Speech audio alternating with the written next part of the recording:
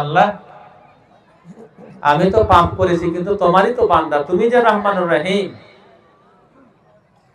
মেহেরবানি করে আমার জিন্দেগির সব গুনাহগুলো আল্লাহ মাফ করে দাও। আল্লাহর নবী মুহাম্মদুর রাসূলুল্লাহ সাল্লাল্লাহু আলাইহি সাল্লাম বলেছেন, যারা রোজা পেল এবং এটাকে ঈমান ও ইহতিসাবের সাথে আমল করলো, পালন করলো, যদি ঈমান এবং ইহতিসাবের সাথে পালন করে, আল্লাহ তাআলা ওই বান্দা তার জীবনের সব গুনাহ মাফ করে দেন। আমরা কি আমাদের জীবনের সব গুনাহ আল্লাহর কাছ থেকে মাফ করে নিতে পারলাম? হাত তুলে বলতে পারবেন যে আমার গুনাহ মাফ হয়ে গেছে? কেউ সাহস করে বলতে পারবেন? পারবেন না।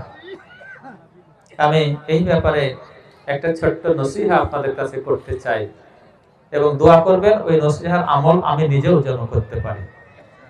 যে কটা রাত আছে, দিন আছে, আল্লাহর রাস্তায় চোখ থেকে একটু পানি ফেলে আপনার গুনাহগুলো আপনার চোখের সামনে নিয়ে এসে মহান মাবুদের কাছে একটু প্রার্থনা করে বলেন, আল্লাহ, আমি তো পাপ করেছি, কিন্তু তোমারই তো বান্দা, তুমি যে রহমানুর রহিম, মেহেরবানি করে আমার জিন্দেগির সব গুনাহগুলো আল্লাহ মাফ করে দাও।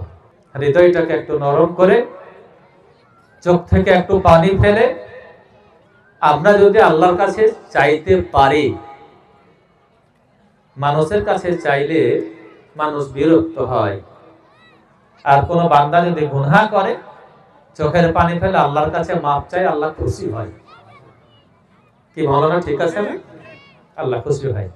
এখন আমার নসিহা হচ্ছে, আমরা একটু চোখের পানি ফেলে মহান আল্লাহর কাছে প্রার্থনা করব। যে কটা দিন এবং যে কটা রাত আছে, পারবো না ভাই?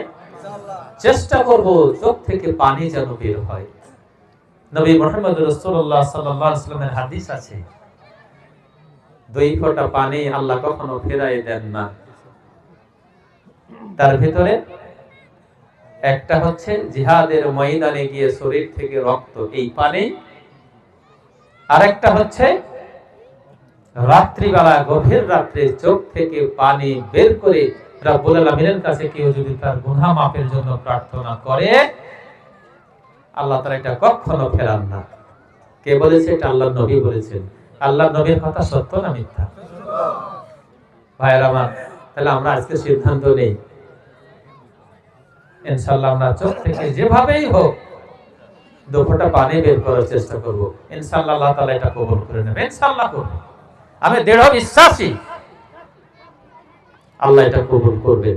ইনশাআল্লাহ চেষ্টা করবেন। ইনশাআল্লাহ, ইনশাআল্লাহ।